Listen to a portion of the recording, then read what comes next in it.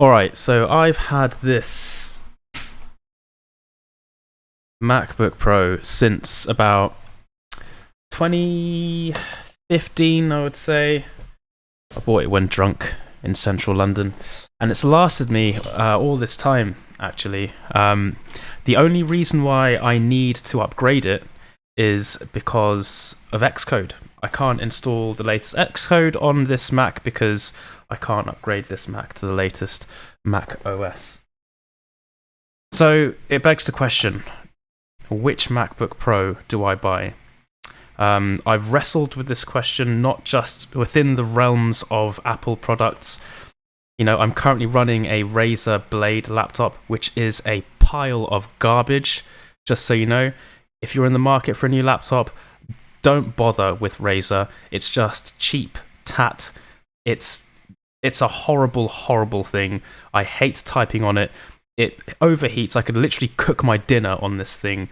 The battery bloated within a few months, and if I wanted to get it replaced, they were more than happy to replace the battery, mind you. I just had to send my laptop back to China in order for them to do it. So yeah, not really going to do that considering I use it for work full time. And that's exactly the situation I'm in. I work from home full time. I'm a game developer. I need a machine I'm able to develop on. Not just for work, but for my own games. And honestly, I think I'm going to have to buy a MacBook Pro, and I'm thinking the M3 Max. Now, let me tell you how painful it is to buy a MacBook Pro, because the way Apple has strategically priced their products absolutely kills me. Of course, I'm not going to go for the baseline model because I can just pay a couple of £100 more and get more RAM, but then I can pay a couple of £100 more and get a 16-inch, and then so on and so forth. It's just such a fucking mindfuck. I hate it. And so right now, well, as of an hour ago, I had made the decision to purchase. I haven't actually purchased it yet, mind. I made a decision to go with the low-end M3 Max. So I believe there's two different types in their sort of pre-build versions, unmodified. So I wanted to go for the lower M3 Max, which I've heard lots of glowing reviews about, until I saw one YouTube video.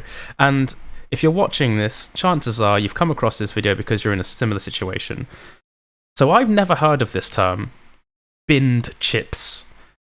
And so I heard one YouTuber describe the low-end M3 Max as a binned chip. Now, I don't know about you, but I don't really want to spend 3,599 bananas on something that's called binned. Let me think about this. So I'm going to drop all that money for something that's essentially a defect, right? Unless I spend about £400 more and get the non-defect version. So the version that Apple manufactured as intended and is releasing to the public as intended. So I did a bit of digging to see just exactly how serious this binned thing is. And again, like, so many different viewpoints, so many different perspectives and interpretations of this term. Some even don't believe that, you know, the actual chips themselves are defective. They think it's an archaic term. But in all honesty, it probably is binned. It sounds like some of the cores are defective, and so then they've been disabled, and that's that. Apple has decided to, you know, release these chips. And it's common practice within the industry. And maybe it's not even that big a deal, to be fair. So, you know, maybe I'm sort of getting my knickers in a twist for over nothing. I just don't want to spend that much money on something that's defective. Do you know what I mean? It's just the principle. But the sad reality is that I still need a Mac. And I hate my Razer Blade. No, I'm running it now. It's out of shot.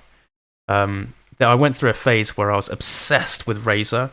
Well, to be fair, actually, I wasn't obsessed with Razer. I was obsessed with consistency, right? And Razer has a good kind of, I don't want to say ecology. You know, they've got a good range of peripherals, accessories. They've got this monitor, like this Razer Raptor monitor, for example, is fucking great. I absolutely love this monitor. I don't have a TV because my TV broke, and I didn't really need to buy another one because I don't really use it. But in the instances I did need to use a TV, I've used this Razer Raptor in my bedroom, and it's worked so good. But their laptops, shite. Their mice, even worse. Like these, for example, these little rubber bits, like that doesn't. Hang on. That is not quality, right? This sort of degree of fraying, let's see if we can get it in shot. That bit of fraying there is not quality. And this mouse RRP costs, I don't know, like 120 quid. I don't know about you. And yeah, okay, it's 16,000 DPI, but I don't know about you. Like, it should not be doing this that much money. This keyboard, again, Razer, absolute dog shite. I know some people like it. I fucking hate it. The coolest thing about this thing is the lights, obviously. That's literally it. So, I think I'll tell you what it is. When I look at Razer products, even these headphones, which are falling apart, I see these things as toys. Razer products are toys. They're not serious, right? And if you're working from home and you're using this equipment for legitimate, genuine productivity, it's gonna get in your way. And these things have thrown hurdle after hurdle my way. That said, you know, maybe I'm being a bit too harsh. The Razer Blade has served me well. I've developed my own games on it, and you know, it's seen me through. So I guess my biggest gripe is the fact that it just overheats so bad and it slows down so much. So it's time, man. It's time to upgrade, and I'm gonna go back to Mac. I used Mac for the longest time, and then in 2019 I switched to the Razer. Mainly for work because I need to run VR stuff, and yeah, my MacBook Pro wasn't really up to the task. But it's time now, and I hate it. I really do. Chances are, you know, if you are indeed watching this video in the future, I may or may not have bought the MacBook Pro. I may have gone with a cheaper option. When I say cheaper option, I may have bought, you know, the Mac Mini, but see, I need something substantial. I need to be able to take it and work, you know, anywhere I go. The Mac Mini really isn't going to cut it. You know, I'm not going to bring a monitor everywhere I go either. That's just stupid. Oh, what do you reckon? Should I get the Max? Should I fork out 400 quid more? Or 500 quid more, whatever it is, and get the upper end M3 Max. The thing is, I know you're asking yourself the same question.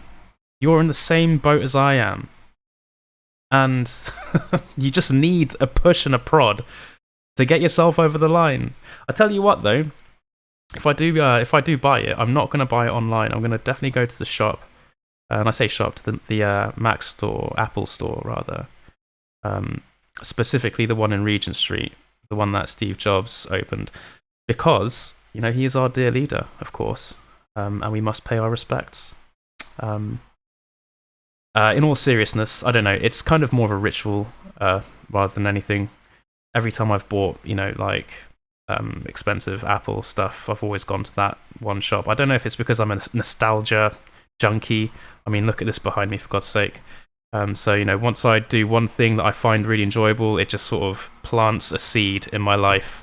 And that is a milestone. For some reason, I will always chase that one moment in life. But yeah, anyway, I'm going to stop this video now. Let me know what you think. In fact, let me know if you went through the same thing as I did, and if you bought the thing or not. And if you did buy it, Did you regret it? If you didn't buy it, did you regret not buying it? If you didn't buy it, are you going to buy it? Etc. etc. So yeah, let me know. Until next time.